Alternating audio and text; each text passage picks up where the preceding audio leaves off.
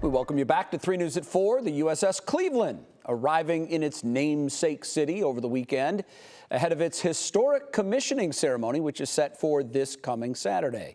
The ceremony will mark the first time that a U.S. warship has been commissioned in the state of Ohio. So people got the chance to see the ship up close, meet that awesome crew yesterday with Community Day at North Coast Harbor.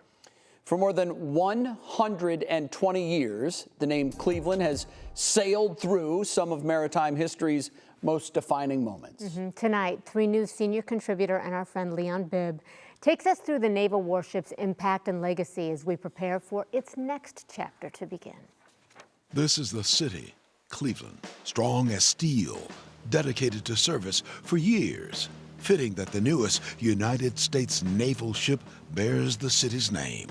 Here along Lake Erie, a new USS Cleveland begins its story.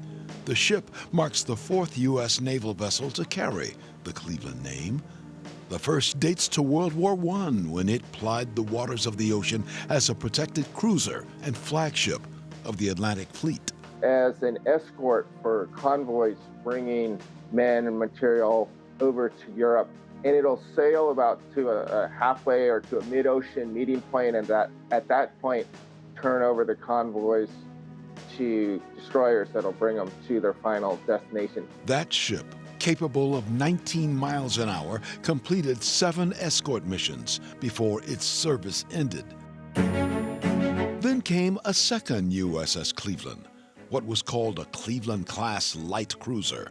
It was larger, faster. The second Cleveland was battle-tested in the Pacific during World War II, when it was involved in intense combat against enemy forces. But it avoided disaster when it faced enemy torpedoes headed its way. It maneuvers hard. Fortunately, just avoids getting hit a couple of times as those torpedoes are coming right at it. There was one time where one of the officers said, "We're surely going to get hit," and the torpedo actually went underneath. In every way, the crew came to believe they were serving on a lucky ship as the Cleveland navigated through warring waters. The Cleveland avoided being hit miraculously throughout the entirety of the war. That in itself is a rare feat in wartime. Years later came a third USS Cleveland. It was an amphibious transport dock. It carried Marines from ship to shore during the Vietnam War, the Gulf War, and the Iraq War. The third Cleveland also assisted in the cleanup following the Exxon Valdez oil spill in Alaska.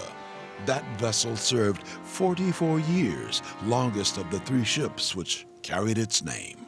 Now there's a new era for the USS Cleveland, and the people of the city, Cleveland, have shown up to give a citizen salute to the Navy's newest vessel.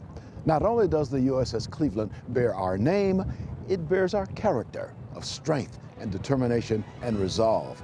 And the people in this line will tell you that is the mission of both the city and of the USS Cleveland.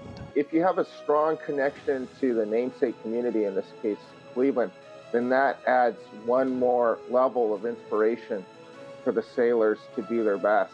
We here render heartfelt salutes and wish all aboard good sailing from a grateful city. For 3 News, I'm Leon-Bibb. What a storyteller he is. Pretty cool. Yeah, great storyteller. You know, he mentions in there that folks in Cleveland have the strength and grit and resolve, primarily because of the weather we have to put up with. Am I right, Jessica Van Meter? I mean, we're a hardy people because we are in hardy. the month of May alone, we can have snow and we can have 80 degrees. I mean, you're not wrong, but I do feel a little personally victimized right now. Isn't that your fault? No, I don't know. Listen, you're just the messenger. You don't make the weather. I don't make the weather. No.